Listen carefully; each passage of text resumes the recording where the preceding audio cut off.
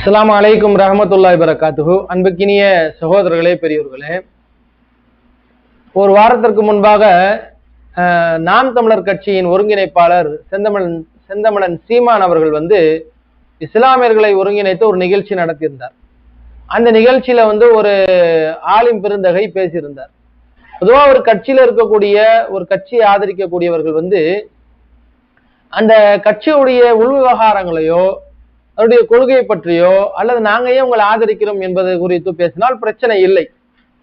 ஆனால் அந்த கட்சி முழுக்க முழுக்க இஸ்லாமிய சன்மார்க்கத்துடைய கொள்கையை தாங்கி நிற்கக்கூடிய கட்சி, இறைவனால் அங்கீகரிக்கப்பட்ட கட்சி, முழுக்க முழுக்க நபிகள் நாயகத்துடைய கொள்கையை ஏற்ற கட்சி அப்படின்னு யாராவது பேசினா நம்மளால் ஜீர்ணிக்க முடியுமா? அது போல எந்த ஒரு கட்சி கூட்டங்கள்லையும் யார் பேசினாலும் அது வன்மையாக கண்டிக்கத்தக்கது. கடந்த காலங்கள் இப்படிதான் காதர் மொய்தீன், முஸ்லீம் லீக் காதர் மொய்தீன் இது போல வார்த்தையை தான் கொட்டினார். இஸ்லாமியர்களுடைய 6வது கடமை திமுகவை ஆதரிக்கிறது.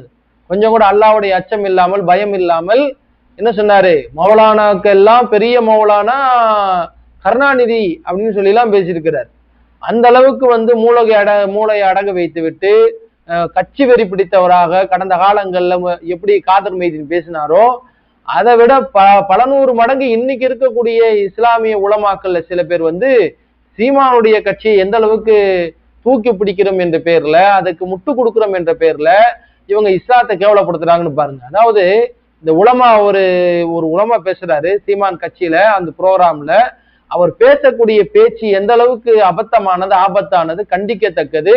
கொஞ்சம் கூட இஸ்லாத்துடைய பேசிக் நாலேஜ் இல்லாம சீமான் இஸ்லாம் மார்க்கத்து குறித்து என்ன பேசியிருக்கிறார் என்பது கூட தெரியாம இப்படி ஒரு முரட்டு முட்டு கொடுத்து பேசியிருக்கிறார்னா கண்டிப்பா இவங்கெல்லாம் என்ன நோக்கத்துக்காக இப்படி முட்டு கொடுக்குறாங்க என்பதை ஒரு கேள்விக்குறியாகவே சமூகத்துல இந்த பேச்சை நம்ம பார்க்க வேண்டியதா இருக்கு.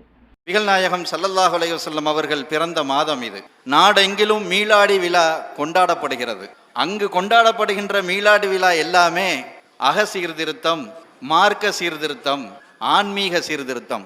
இதுவும் ஒரு வகையான மீலாடி விழா தான். என்ன, நபிகள் நாயகம் ஸல்லல்லாஹு அலைஹி வஸல்லம் அவர்களுடைய நபிமொழிகளை ஏற்ற அரசியல் சீர்திருத்தம். அது ஆன்மீக சீர்திருத்தம், இது அரசியல் சீர்திருத்தம்.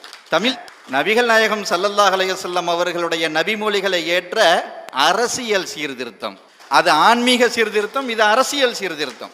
தமிழ் தேசிய இஸ்லாமிய கூட்டமைப்பு மக்களிடத்தில் ஒரு விழிப்புணர்வை ஏற்படுத்துகிறது. என்ன, இப்படி அவர் சொல்லுகின்ற அரசியலுக்கும் இஸ்லாத்திற்கும் எந்த வேறுபாடும் கிடையாது. சில காழ்ப்புணர்ச்சியாளர்கள் சீமான் மீது, சீமானை போன்று ஒரு உயர்ந்த தன்னலமற்ற ஒரு தலைவனாக நாம் உருவாக முடியலைங்கிற காழ்ப்புணர்ச்சியில விஷத்தை கக்கிக்கிட்டு அலைகிறானுங்க. அன்புக்குரிய சகோதரர்கள் என்ன பேசினார் கேட்டீங்களா? அதாவது அவர் சொல்றாரு மீலாது விழான்னு ரசூலுல்லாஹ்க்கு எடுக்கிற மாதிரி இதுவும் ஒரு மீலாது விழா தான்.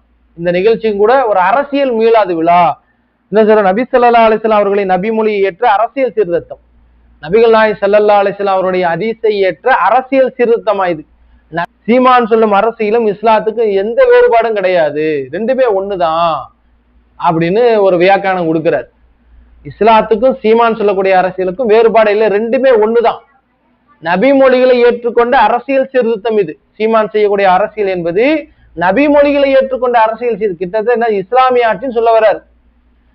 சீமான் செய்யக்கூடிய கட்சியுடைய கொள்கை, கோட்பாடு, அவர் செய்யக்கூடிய அரசியல் எல்லாமே இஸ்லாமிய ஆட்சியில எப்படி ஒரு அரசியல் இருக்குமோ, இஸ்லாமிய ஆட்சி நடந்தால் எப்படி ஒரு அரசியல் இருக்குமோ அது போன்ற ஒரு அரசியலை தான் சீமான் செய்கிறார்னு சொல்ல வர்றார். இது ஒரு ஆபத்தான கருத்து இல்லையா? இது எவ்வளவு கடைந்தெடுத்த அயோக்கியத்தனமான வாதம், ஜமக்காலத்துல வடிகட்டின பொய் இது. அந்த அளவுக்கு துணிஞ்சு இப்படி இந்த உலமா பேசுறாருன்னா இருக்கக்கூடிய இடம் அந்த மாதிரி. சீமாங்கிட்ட இருந்து அப்படிதான் பொய் பேசுறது தயங்காம தண்ணிப்பட்ட பாடு அவங்களுக்கு. பொய் பேசுறது கை வந்த கலை. யாருக்கு? சீமானிசம் தம்பிகளுக்கு எல்லாம். அந்த சபையில சேர்ந்த இந்த உலமாவுக்கும் அந்த நோய் ஒட்டிக்கிடுச்சு போல இருக்கு. சரி, இப்படி நம்ம பேசுறோமே, இந்த பேச்சை கேட்கக்கூடிய வெகுஜன முஸ்லிம்கள் அல்லது சீமானுடைய கட்சியை பற்றி தெரிந்த மற்ற இஸ்லாமிய பெருமக்கள் என்ன நினைப்பாங்க என்ற கொஞ்ச நெஞ்ச கூச்ச நாச்சமும் இல்லாமல் சீமான் மீது கொண்ட காழ்ப்புணர்வின் காரணமாக சீமானை மாறி ஒரு உயர்ந்த பெருந்தலைவராக உருவெடுக்க முடியவில்லை என்ற அந்த ஆட்டாமட்டையின் காரணமாக சீமானை வெளியில உள்ளவங்க சில பேர் கொச்சப்படுத்துறாங்கன்னு பேசுறாரு. சீமான் இஸ்லாம் குறித்து என்னென்ன கருத்துக்களை தெரிவித்திருக்கிறார், எப்படி நம்ம இஸ்லாமிய மார்க்கத்தை அவர் கொச்சப்படுத்தியிருக்கிறார், நம்முடைய வேதமான திருமறை குரானை எந்த அளவுக்கு இழிவுபடுத்தி பேசியிருக்கிறார் என்றெல்லாம் இந்த இடத்துல நாம அவர் பேசின கட்டிங்க போட்டு உங்களுக்கு சொல்லுவோம். அதை பார்த்தாலே உங்களுக்கு தெரியும் சீமான் ஆபத்தானவர். சீமானுடைய கட்சியில நம்ம உறுப்பினராகவோ அதுல ஒரு பேச்சாளராகவோ நிர்வாகியாகவோ இருப்பது நாம ஏற்றுக்கொண்ட இஸ்லாத்துக்கு எதிராக நாம களமாடுவதற்கு சமம். இப்படி பாசிச கட்சிகள்ல சங் பரிவார கூட்டத்தாருடன் சேர்ந்து கொண்டு அந்த கட்சியை ஆதரித்து பேசினால் இப்படி இஸ்லாமிய சமூகத்துக்கு அவன் செய்யக்கூடிய மிகப்பெரிய துரோகம் என்று நாம சொல்லுகிறோமோ, அது போல சீமானுடைய கட்சியில இருக்கக்கூடிய இஸ்லாமியர்களும் இந்த இஸ்லாமிய சமூகத்திற்கு மிகப்பெரிய துரோகத்தை மட்டும் விளைவிக்கவில்லை, அவங்க ஏற்றுக்கக்கூடிய இஸ்லாமிய மார்க்கத்தையே கேவலப்படுத்துறாங்க. அந்த அளவுக்கு இஸ்லாம் மார்க்கம் தொடர்பாக சீமான் இழிவாக பேசின அளவுக்கு உலகத்துல இந்த தமிழகத்துல யாருமே பேசல. அவ்வளவு கேவலமா பேசியிருக்கிறார். அவர் என்னென்னலாம் பேசியிருக்கிறார் என்ற அந்த கிளிப்பிங்க நான் போடுறேன், நீங்க கேளுங்க. சீமான் சொல்றாரு, தாய் மதத்துக்கு திரும்புங்கன்னு சொல்றாங்க. எப்படி இந்த பிஜேபி காரங்க RSS காரங்க சொல்றாங்க அவங்க தாய் மதத்துக்கு திரும்புங்கன்னு, அதே வாதத்தை சீமான் வைக்கிறார். நீங்க அந்த கிளிப்பிங்க கேளுங்க. தமிழன் இந்துவே இல்லையே, கிறிஸ்தவம் இஸ்லாமும் தமிழன் சமயமும் இல்லையே. ஒன்னு ஐரோப்பிய மதம், ஒன்னு அரேபிய மதம். சமயம் என்னுடைய சமயம் சைவம், என்னுடைய சமயம் மாலியம், என்னுடைய சமயம் சிவ சமயம். அதை தெரியாம நீங்க மீளணும் அப்படின்னு மரச்சக்கு இன்னைக்கு வரையில அது மாதிரி இருக்கு, வா திருப்பி வா. சர்க்கரை சீனியை விட்டுட்டு கருப்பட்டிக்கு வரையில அது மாதிரி வந்துரு. அவ்வளவுதான் நான் கூப்பிடுறேன், அதுதான் கூப்பிடுறேன். கேட்டீங்களா? எப்படி சர்க்கரையை விட்டுட்டு கருப்பட்டிக்கு மாறுறானோ, அதே போல செக்கெண்ணெய்க்கு மாறுறானோ, அது போல நீங்க என்ன செய்யுங்க, உங்க தாய் மதத்துக்கு திரும்ப வாங்கன்னு கூப்பிடுறாரு. தாய் மதத்துக்கு திரும்புங்க, தாய் மதத்துக்கு திரும்புங்கன்னு யாரை பார்த்து அழைக்கிறாரு? ஒரு இந்துவை பார்த்து சொல்ல முடியாது. ஒரு இந்துவை பார்த்து நீ இந்து மதத்துக்கு வான்னு சொல்ல முடியுமா? சொல்ல முடியாது. இப்ப யார சொல்றாரு? முஸ்லீம்களையும் கிறிஸ்தவர்களையும் பார்த்து சொல்றாரு, உங்க மதங்களை கை கழுவிட்டு நீங்க இந்துக்களா மாறுங்க.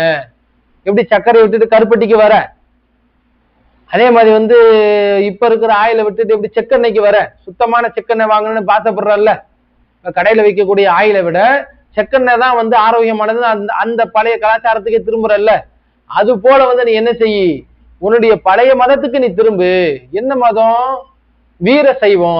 அந்த மதத்துக்கு பேர் என்ன? தமிழீழம் சொல்லக்கூடிய வீர சைவ மதம். சைவ மதத்துக்கு திரும்புன்றார். அந்த சைவ மதத்துக்கு தான் நாம எல்லாம் முஸ்லிமா இருந்துட்டு நாம களிமா சொன்ன நாம என்ன செய்யணுமா, அதையெல்லாம் தூக்கி எறிந்து விட்டு வீர சைவம் என்று நம்மள வீர சைவ மதத்துக்கு அழைக்கிறார். சரி, வீர சைவ மதம்னா என்ன? அப்படி அது என்ன மதத்தை அப்படி சொல்றாரு? அது அந்த மதத்துடைய கொள்கை என்ன, கோட்பாடு என்ன, வழிபாடு என்ன அப்படின்னு கேட்டா அது குறித்து ஒரு இடத்துல அவர் பேசியிருக்கிறாரு. அந்த கிளிப்பிங்க கேளுங்க. பிறப்பால் உயர்வுதாழ்வு பார்க்காத மதம், ஏழை பணக்காரன் என்று வர்க்க வேதம் பாராட்டாத மதம் இல்ல. அதனால நாங்க உருவாக்குறோம் அந்த மதத்திற்கு பெயர் தமிழம். எங்களது மார்க்கம் தமிழம், எங்களுடைய வழிபாடு இயற்கை, எங்களுடைய தெய்வங்கள் எமது மூத்தோர்கள், எமது நன்னறி, எமது வேத நூல் திருக்குறள். என்னடா புதுசாக மார்க்கம் மதம் எல்லாம் பேசிட்டு எனக்கு இப்படித்தான் என் குருநானக் பேசினேன், இப்படித்தான் புத்தம் பேசினேன், இப்படித்தான் கிறிஸ்தவ மதத்தை பரப்புனாங்க, இப்படித்தான் இஸ்லாமிய மதத்தை பரப்புனாங்க, இப்படித்தான் ஆரிய பார்ப்பனிய இந்து மதத்தை தூக்கிட்டு வந்தது. இன்னைக்கு நாங்க பேசுறது வேடிக்கையா இருக்கலாம். எழுதி வச்சுக்க, சரியா 10 ஆண்டுகளில் மொத்த தமிழனும் இந்த மதத்துக்குள்ளதான். எழுதி வச்சுக்க, சரியா 10 ஆண்டுகளில் மொத்த தமிழனும் இந்த மதத்துக்குள்ளதான். எழுதி வச்சுக்க, சரியா 10 ஆண்டுகளில் மொத்த தமிழனும் இந்த மதத்துக்குள்ளதான். மெய்யில் மீட்சி என்பது அண்ணல் அம்பேத்கர் அவர்கள் பல உதாரணங்களை சொல்கிறார். அரேபியர்களுடைய அரசியல் வெற்றிக்கு காரணம் நபிகள் அவர்களுடைய மத சீர்திருத்தம் தான், மத புரட்சி தான். ஐரோப்பியருடைய வெற்றிக்கு காரணம் மத புரட்சி தான். மராட்டிய மன்னன் சிவாஜியின் வெற்றிக்கு காரணம் இந்த மராட்டிய ஞானிகளினுடைய மத சீர்திருத்தம் தான். சீக்கிய மக்களினுடைய அரசியல் வெற்றிக்கு காரணம் குருநானக்கின் மத புரட்சி தான், மத சீர்திருத்தம் தான். சொல்லிக்கொண்டே வருகிறார். என் தம்பி ஒருவன், அவன் ஒரு யூதரை சந்திக்கிறான். நீ யார் என்று கேட்கிறான். அவன் தமிழன் என்று சொல்றான். நீ யார்? இந்து. நீ இந்து இல்லையே. அது உன் மதம் இல்லையே, நீ யார் மறுபடியும் கேட்கிறான். இஸ்லாம் அது ஓ மதம் இல்லையே, அரேபிய மதம். கிறிஸ்தவர் அது ஐரோப்பிய மதம். நீ யார்? கடைசி பதில் இல்லை. நான் யார்? நான் சைவன், வீர சைவன். அதான் என் அடையாளம். அவர் என்ன சொல்றாங்க கவனிச்சீங்களா? அவர் ஒரு தமிழீழம்னு ஒரு மதத்தை உருவாக்குறாராம். அந்த மதத்துல இயற்கை தான் வழிபாடாம். அந்த மதத்துல கடவுள் யாரு கேட்டா முருகர் சிவன் தான் அந்த கடவுளாம். அப்புறம் அவங்களுடைய நன்னறி நூல் எதுன்னு கேட்டா திருக்குறளாம். இந்த கான்செப்ட்ல நான் ஒரு மதத்தை உருவாக்குறேன். இப்படி முகமது நபி இஸ்லாத்தை உருவாக்குனாரோ, இயேசு கிறிஸ்தவத்தை உருவாக்குனாரோ, குருநானக் சீக்கிய மதத்தை உருவாக்குனாரோ, அந்த மாதிரி நான் ஒரு தமிழீழ மதத்தை உருவாக்குறேன். அந்த மதத்துக்குள்ள 10 வருஷத்துல அந்த மதத்துக்குள்ள எல்லாரும் இருப்பான். அப்ப தமிழீழம் என்று சொல்லக்கூடிய ஒரு மதத்தை உருவாக்குற அதான் வீர சைவமா. இந்த மத கொள்கையை தானே இந்து மதமும் சொல்லுது. சிவனை வணங்கு, முருகரை வணங்கு அப்படின்னு யாரு சொல்றா? இந்து மதத்துடைய கொள்கை அதுதான். அப்ப சைவம் வைணவம் என்பது இந்து மதத்துக்குள்ளதான் இருக்குது. நீ வீர சைவன் சொல்ற. அப்ப வீர சைவன் சொன்னா உன்னுடைய கடவுள் யாருன்னு கேட்டா முருகரு, சிவபெருமான் எங்களுடைய கடவுள், எங்களுடைய இயற்கை தான் வழிபாடு, எங்களுடைய வேதம் திருக்குறள் அப்படின்னு நீ சொல்ற. அப்படி இந்த வீடியோல சொல்றாரா? அது போல இன்னொரு வீடியோல என்ன சொல்றாரு கேளுங்க. சமயம் எது? நான் சிவனின் முருகனை வழிபடுகிற சைவ சமயத்துக்காரன். சிலரு காய்கறி திங்கிற சைவன், நான் ஆடு காடு எல்லாத்தையும் திங்கிற வீர செய்வேன். நான் சிவன் முருகனை வழிபடுகிறவன், அவன் மாயோனை வழிபடுகிற என் சகோதரன் வைணவன். இதுதான் எங்கள் சமயம். இஸ்லாம் நம்ம மதம் இல்ல, அரேபிய மதம். இஸ்லாம் நம்ம மதம் இல்ல, அரேபிய மதம். ஒன்றை தெரிந்து கொள்ளணும், பைபிளோ பகவத்கீதையோ குர்ஆனோ நமது வேதம் இல்ல. இன்னைக்கு சில்லறை வர்த்தகத்தில் அந்நிய முதலீடு மாதிரி அதுக்கு முன்னாடி வந்த முதலீடு இதெல்லாம் இது எனக்காக சொல்லப்பட்டது இல்ல. இது என்னுடைய வேதம் அல்ல. என்னுடைய வேதம் எது? பைபிள் கிறிஸ்தவர்களுக்கு, குர்ஆன் இஸ்லாமியர்களுக்கு, பகவத்கீதை இந்துக்களுக்கு, நமது மறை உலகில் வாழுகிற எல்லா மனிதனுக்கும், எல்லாருக்கும். உலகத்தில் தலை சிறந்த மறைக்கு சொந்தக்காரன் நான். இதுல எந்த மாற்று கருத்தை இருக்க முடியாது. உலகில் மிக பெருமை மிக்க மகன் நான். இந்த வீடியோல என்ன சொல்றாரு? இஸ்லாம் என்பது நம்ம மதம் கிடையாது, அது அரேபிய மதம். கிறிஸ்துவம் என்பது தமிழனுடைய மதம் இல்ல, அது ஐரோப்பிய மதம். அப்ப நம்ம மதம் எது? தமிழீழம். அப்ப தமிழீழம் என்று சொல்லக்கூடிய இவர் உண்டாக்கக்கூடிய மதம் தமிழருக்கு உண்டான மதமா? அந்த மதத்துடைய வழிபாடு இயற்கையா? அந்த மதத்துடைய கடவுள் முப்பாட்டன் முருகனா, சிவபெருமானா, மாலியமா? இததான் யார் வணங்கணுமா? முஸ்லிம்கள். யார் வணங்கினதை? இந்துக்கள் ஆல்ரெடி அந்த கொள்கையில தானே இருக்கிறான். அப்ப இந்துக்களா இருக்கிறவங்க முருகரை வணங்குறாங்க, சிவனை வணங்குறாங்க, பெருமாளை வணங்குறாங்க, எல்லாத்தையும் வணங்குறாங்களே. அவங்க ஒன்னும் இப்ப இந்துக்களா இருக்கிறவங்க வீர சைவனா உள்ள வரானுங்கள, அவன் ஒன்னும் கடவுளை மாத்த வேண்டிய தேவையில்லை. இந்துவா இருந்து முருகரை கும்பிட்டவன், இந்துவா இருந்து சிவனை கும்பிட்டவன் தான் வீர சைவனா மாறின பிறகு, ஏன்னா இவருடைய கூட்டு பிறகு நீ இந்து கிடையாது, நீ வீர சைவத்துக்கு வான்றாரு. வீர சைவத்துக்கு வந்த பேர் என்ன கும்பிட போறான்? முருகரை கும்பிட போறான். அந்த முருகரை தான் இந்து மதத்துல இருக்கும்போது கும்பிட்டான், அந்த சிவனை தானே இந்து மதத்துல இருக்கும்போது கும்பிட்டான். அங்க எதை வழிபட்டானோ அதே தான் இங்க வழிபட போறான். இது இந்துக்களுக்கு எந்த பாதிப்பும் கிடையாது. ஆனால் ஒரு தமிழனாகி நீ தமிழீழ மதத்தை ஏற்றுக்கொள் அப்படின்னு சொன்னா, அப்ப தமிழனா இருக்கக்கூடிய ஒரு முஸ்லீம் இந்த தமிழீழம் என்ற மதத்தை ஏற்றுக்கொள்ளணும். ஒரு முஸ்லீம் என்ன செய்யணும்? அந்த தமிழீழ மதத்தை ஏற்றுக்கொண்டால்தான் அவன் தமிழன். அந்த தமிழீழம் மதம், அந்த தமிழீழம் சொல்லக்கூடிய அந்த மதம் என்ன வழிபாடு உரியது? மாலிய வழிபாடு உரியது, சிவனை வழிபடக்கூடிய வழிபாடு உரியது, முருகனை வழிபடக்கூடியது. அப்ப முருகரையும் சிவனையும் வணங்குறது தான் முஸ்லிமுடைய கடமையா? அப்ப இந்த போலியான தெய்வங்களை வணங்குங்க அப்படின்னு யாரு சொல்றா? சீமான் சொல்றார். அப்ப எங்களுடைய கொள்கைக்கு எதிராக, எங்களுடைய நிலைப்பாடுக்கு எதிராக இன்னைக்கு சீமான் இந்து மத கடவுள்களை வணங்குங்கன்னு சொல்லி அதுக்கு பேர் எப்படி வச்சிருக்கிறாரு? வீர சைவம். இந்த மாதிரி ஒரு கொள்கையை சொல்லக்கூடிய ஒரு இடத்துல போய் யாரு இந்த உலமா என்ன சொல்றாரு? நபி வழி அரசியல் செய்யறாராம். சீமான் என்ன செய்யறாராம்? நபி வழி அரசியல் செய்யறார். அது மட்டும் இல்லாம அன்புக்குரிய சகோதரர்களே, இன்னொரு வீடியோல ஒரு சொல்ற அந்த வாதத்தை கேளுங்க. ரொம்ப கொடூரமான ஒரு வாதத்தை சீமான் பேசுறாரு, அதை கேளுங்க. நாங்கள் தான் வெளிப்படையா பேசுறோமே, பகிரங்கமா வருது. பகவத்கீதை கொண்டா, குர்ஆனை கொண்டா, பைபிளை கொண்டா, புத்த மத நூல்களை கொண்டா, சைன மதத்தை கொண்டா, உலகத்திற்கு எல்லா மத மார்க்க நூல்கள் வேத நூலையும் கொண்டா. நான் ஏன் வேதத்தை கொண்டாரு? திருக்குறளை ஒவ்வொன்னா படி, நான் படிக்கிறேன். என் பாட்டன் சொன்னதை விட நீ மனித வாழ்க்கைக்கு உயர்ந்த நெறியை சொல்லிட்டுன்னு அந்த இடத்துல திருக்குறளை தீ வச்சு கொளுத்திட்டு நீ உன்னுடைய வேதத்தை பின்பற்றி உன் மதத்துல வந்துடும். இல்ல அதெல்லாம் தாண்டி என் பாட்டன் சொல்லியிருந்தா எல்லா பேரும் அதை கொளுத்திட்டு ஏன் பின்னாடி யாராவது ஒருவர் இத்தனை ஆயிரக்கணக்கான மக்கள் முன்னாடி சொல்றேன் தயார்னா நான் நாளைக்கே தயார். இந்த வீடியோல என்ன சொல்றாரு கேட்டீங்களா? அதாவது முஸ்லீம் உன் குரானை கொண்டு வா, கிறிஸ்டின் உன்னுடைய பைபிளை கொண்டு வா, இந்து உன்னுடைய கீதையை கொண்டு வா, நான் திருக்குறளை கொண்டு வரேன். இந்த குரானை விட, பைபிளை விட, கீதையை விட இந்த திருக்குறள் மேலாக இருந்தா நீங்க என்ன செய்யுங்க, உங்க பைபிள் குரானை எல்லாத்தையும் எரிச்சிட்டு திருக்குறளை இறைவேதமா ஏற்றுக்கொள்ளுங்க. அல்லது இந்த திருக்குறளை விட பைபிளோ குரானோ கீதையோ உயர்ந்த கருத்துக்களை சொல்லி இருந்தால், நன்னறி கருத்துக்களை இதை விட மேன்மையாக சொல்லி இருந்தாலோ, அப்ப நான் என்ன செய்யறேன், திருக்குறளை எரிச்சுக்கிட்டு நீங்க நான் சொல்ற மாதிரி ஒரு முஸ்லீமாவோ கிறிஸ்தவனாவோ நான் அந்த மதத்துக்கு மாறிடுறேன் அப்படின்னு சவால் விடுறாரு. அவங்கள்ட்ட என்ன சொல்றாருன்னா, திருக்குறள் தான் உயர்ந்த வேதம், திருக்குறளுக்கு நிகராக குரானு பைபிளோ கீதையெல்லாம் எதுவுமே கிடையாது, இதுதான் நன்னறி நூல், இதுதான் உண்மையான இறைவேதம், இதை ஏற்றுக்கொள்ளணும் அப்படின்னு அழைப்பு கொடுக்கக்கூடிய இவர் இதை ஒரு இஸ்லாமியர் ஏற்றுக்கொள்வாரா? கிறிஸ்தவர்களை விடுங்க, இந்துக்களை விடுங்க, ஒரு முஸ்லீம் குரானை விட திருக்குறள் தான் உயர்ந்தது, திருக்குறள் தான் உண்மையான வேதம், அதுதான் நன்னறி நூல், அதுதான் மனித குலத்தை பண்படுத்த வந்த ஒரு புனித நூல் அப்படின்னு ஒரு முஸ்லீம் ஏற்றுக்கொள்வாரா? அப்படி ஏற்றுக்கொண்டார் அவர் முஸ்லீமாவே இருக்க முடியாது, அவர் காபிரா போயிடுவார். அப்ப அவர் விவாதத்துக்கு வரணுமா சீமான்கிட்ட? விவாதத்துக்கு வந்த பிறகு திருக்குறள் தான் உண்மையான நூலுன்னு சொல்லி சீமான் நிரூபிச்சுட்டா அவரு இஸ்லாத்தை விட்டுட்டு திருக்குறளை வேதமா ஏத்துக்கிட்டு தமிழீழ மதத்துக்கு வந்துடணுமா? அல்லது குரான் தான் உண்மையான நன்னறி நூல் என்று ஒரு முஸ்லீம் நிரூபித்து காட்டிவிட்டால் இவரு திருக்குறளை எரிச்சிட்டு இவரு குரானை ஏற்றுக்கொள்வாராம்.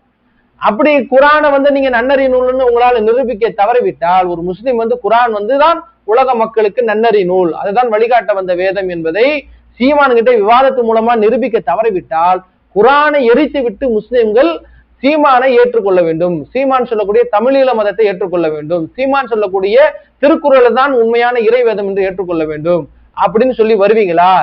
யார் இந்த சவாலுக்கு தயார் அப்படின்னு அந்த வீடியோல கேட்கிறாரு. இந்த கருத்தை அந்த உலமா ஏற்றுக்கொள்வாரா? இதுதான் சீமான் செய்யக்கூடிய நபி வழி அரசியலா? இந்த அரசியலுக்கு இஸ்லாத்துக்கு எந்த வேறுபாடும் கிடையாதா? அப்ப இவ்வளவு ஷிர்கான ஒரு வார்த்தையை பேசுறாரு அந்த ஆளு. முழுக்க முழுக்க இஸ்லாத்தையும் இஸ்லாத்துடைய கொள்கையும் குழி தோண்டி புதைக்கக்கூடிய கருத்துக்களை விதைக்கிறார். இஸ்லாத்துடைய அடிப்படையாக விளங்கக்கூடிய திருமறை குரானையே கொளுத்திட்டு வாங்கன்னு கூப்பிடுறாரு அந்த ஆளு. அப்ப இவரு இந்த முஸ்லீம் என்ன செய்யறாரு, சீமான் செய்யக்கூடிய அரசியலும் இஸ்லாத்துக்கு சம்பந்தம் இல்லாத அளவுக்கு ஒற்றுமையா இருக்கிறது, நபி மொழிகளை ஏற்றுக்கொண்டு அரசியல் செய்கிறார் சீமான். இத எவ்வளவு ஒரு அயோக்கியத்தனமான முழு பூசணிக்காய் சோத்துல மறைக்கிற கதை இது. இந்த அளவுக்கு இஸ்லாத்தை இழிவா ஒரு பிஜேபி காரன் கூட பேச மாட்டான், ஒரு RSS காரன் கூட பேச மாட்டான். அந்த அளவுக்கு திருக்குறானை எரிக்கணும்னு சொல்றாரு. நீ முருகனையும் முப்பாட்டனையாக கடவுளா வணங்குன்றாரு, சிவனை கடவுளா ஏத்துக்கன்றாரு, இஸ்லாத்தை விட்டு வெளியே வான்னு சொல்றாரு, உன் பேரை அரபில வைக்காதுன்னு சொல்றாரு, தமிழ்ல வழிபாடு நடத்துன்றாரு, உன்னுடைய அடையாளத்தை மாத்துன்னு சொல்றாரு, நான் தமிழர் ஆவணும்னு சொல்லி அதுல என்னென்ன கண்டிஷன் எல்லாம் போட்டிருக்காரு. நம்முடைய அடையாளத்தை மாத்தணுமா, பேரை மாத்தணுமா, நம்முடைய வழிபாட்டு மொழியை மாற்றணுமா, நம்ம குரானை எரிக்கணுமா, நம்ம தமிழீழ மதத்தை ஏற்றுக்கொள்ளணுமா, திருக்குறளை வேதமா ஒத்துக்கொள்ளணுமா, அப்புறம் இயற்கையை தான் வழிபடணுமா, சிவனையும் பெருமாளையும் முருகரையும் கடவுளா ஏற்றுக்கொள்ளணுமா, இந்த மதத்துக்கு வீரசைவ மதத்துக்கு நம்ம திரும்பணுமா? இதுதான் தாய் மதம் திரும்புறதுதான். எப்படி கருப்பட்டில இருந்து சர்க்கரையில இருந்து கருப்பட்டிக்கு வரானோ, எண்ணெயில இருந்து செக்கெண்ணெய்க்கு வரானோ, அந்த மாதிரி நீங்க எல்லாம் உள்ள வாங்கன்னு கூப்பிடுறாருல சீமான். இதுதான் நபி வழி அரசியலா? இதுதான் நபி வழி ஏற்றுக்கொண்ட அரசியலா? எப்படி உங்களால இந்த மாதிரி இப்படி முட்டு கொடுத்து பேச முடியுது? அப்ப ஒரு உண்மையான மூமின் இப்படி பேச மாட்டான். ஒரு முஸ்லீம் நாம் தமிழர் கட்சியில ஒரு உறுப்பினராக கூட இல்ல, ஆதரவாளராக கூட இருக்கக்கூடாது. அந்த கட்சிக்கும் ஒரு இஸ்லாமியனுக்கும் சம்பந்தமே இருக்கக்கூடாது. அப்படி யாராவது அந்த கட்சியில இணைந்து நாங்கள் அந்த கட்சியுடைய கொள்கையை ஏற்றுக்கொள்கிறோம், தமிழீழ கொள்கையை மக்களுக்கு மத்தியில நாங்கள் அதை கொண்டு செல்லுகிறோம், சீமான் சொல்லக்கூடிய அரசியல் தான் சரியானது எவனா ஒருத்தன் பேசினான்னா அவன் இஸ்லாத்தை விட்டு வெளியே போறான்னு அர்த்தம். அவன் திருமுறை குரானை ஏற்றுக்கொள்ளவில்லை என்று அர்த்தம். அவன் அல்லாஹ் இறைவன் என்று மறுக்கிறான் அர்த்தம். ஏன்னா சீமானுடைய கொள்கையை தமிழீழ கொள்கை தான். தமிழீழம் என்று சொன்னாலே அது இயற்கையை வழிபடணும், பெருமாளையும் சிவனையும் முருகரையும் வழிபடணும், அதான் உங்க கொள்கை அப்படின்னு இப்படி முன்மொழிஞ்சில உள்ள பைத்தியம் முடிச்சு தெரியுறீங்க. அப்ப இந்த மாதிரி ஒரு முட்டு கொடுப்பது ஒரு யதார்த்த ஒரு அரசியல்வாதி கொடுப்பான். மறுமையை நம்பாதவன், இஸ்லாத்தை ஏற்றுக்கொள்ளாதவன், இஸ்லாத்தின் மீது நம்பிக்கை இல்லாதவன், அவரு நயவஞ்சகர்கள் என்ன செய்யலாம், அந்த மாதிரி முட்டு கொடுக்கலாம். ஒரு ஆலிமா இருந்து கொண்டு இப்படி முட்டு கொடுக்குறீங்கன்னா அப்போ உங்களுடைய உள்ளங்கள்ல எந்த அளவுக்கு இஸ்லாத்தை பற்றிய நீங்க எந்த அளவுக்கு இஸ்லாத்தை மதிக்கிறீங்க, அப்ப நீங்க எந்த அளவுக்கு இஸ்லாத்தை புரிந்திருக்கிறீங்க, அப்ப சீமான் வந்து இஸ்லாம் குறித்து என்ன சொல்றான்னு கூட உங்களுக்கு தெரியல. தமிழ் தேசியத்தை நாங்கள் ஆதரிக்கிறோம் அப்படின்னு சொல்றீங்கன்னா, தமிழ் தேசியம் என்ற பெயரால அந்த ஒரு மதத்தை கட்டமைக்கிறான்னு சொல்றாரு. மதத்துடைய கடவுள் வந்து சிவனும் முருகரும் தான் சொல்றாரு. அதெல்லாம் ஏத்துக்க முஸ்லீம் நீங்கள் தயாரா இருக்கிறீங்களா? சிவனை வழிபட முருகரை வழிபட தயாரா இருக்கிறீங்களா? குரானை எரிக்க தயாரா இருக்கிறீங்களா? அப்படி நீங்க தயாரா இருக்கிறதா நீங்க என்ன செய்யுங்க, நாம் தமிழர் கட்சியில போய் உறுப்பினராக, நிர்வாகியாக, பேச்சாளராக இணையுங்க. அதுக்கு முட்டு கொடுங்க, அதுக்கு ஓட்டு பொறுக்குங்க, அதற்கு ஆதரவு கொடுங்க. உங்களுக்கு இஸ்லாத்தை விட நாம் தமிழர் கட்சி தான் எங்களுக்கு முக்கியம். அவர் நாம் தமிழர் கட்சி சொல்லக்கூடிய அந்த தமிழீழ கொள்கை தான் எங்களுக்கு முக்கியம். திருக்குறள் தான் எங்களுடைய வேதம். சிவனும் முருகன் தான் எங்களுடைய கடவுள், இயற்கை தான் எங்கள் வழிபாடு அப்படின்னு நீங்க முடிவு எடுத்துட்டு அந்த கட்சியில போய் சேருங்க. அந்த முடிவு எடுக்கிறவனால மட்டும்தான் நாம் தமிழர் கட்சியில பயணிக்க முடியும். இஸ்லாத்துல இருக்கக்கூடிய நாம் தமிழர் கட்சிக்கு எந்த காலத்திலும் ஆதரவு தெரிவிக்க முடியாது. அப்படி ஆதரவு தெரிவித்தால் முழுக்க அவன் இஸ்லாத்தை விட்டு வெளியேறுவதற்கு அவன் முடிவெடுத்து விட்டான். பேரளவு முஸ்லீமாக, பெயர் தாங்கி முஸ்லீமாகத்தான் அவன் இருப்பானே தவிர உண்மையான முஸ்லீமாக, இஸ்லாத்துடைய நன்னறி கொள்கைகளை அடிப்படை இஸ்லாத்தை ஏற்றுக்கொண்ட களிமா சொன்ன முஸ்லீமாக ஒருபோதும் அவனால் இருக்க முடியாது. ஒரு உண்மையான முஸ்லீம் நாம் தமிழர் கட்சியில் அவன் பயணிக்கவும் முடியாது என்பதைதான் இங்க புரிந்து கொள்ள வேண்டும். அன்புக்குரிய சகோதரர்களே, இப்ப நாம் தமிழர் கட்சி குறித்து இன்னும் பல தகவல்களை அவங்க ஒரு இஸ்லாமியர்கள், ஒரு முஸ்லீம்கள் அந்த கட்சியில அங்க வகிக்கவே முடியாது என்பதற்குண்டான ஆதாரங்களை நம்ம தொடர்ச்சியாக எடுத்து அடுத்தடுத்த பதிவுல பேச இருக்கிறோம். இன்ஷா அல்லாஹ் அடுத்த ஒரு பதிவுல சந்திப்போம். வாஹர் தாவானா அல்ஹம்துலில்லாஹி ரப்பில் ஆலமீன். அஸ்ஸலாமு அலைக்கும் வரஹ்மத்துல்லாஹி வபரகாத்துஹு.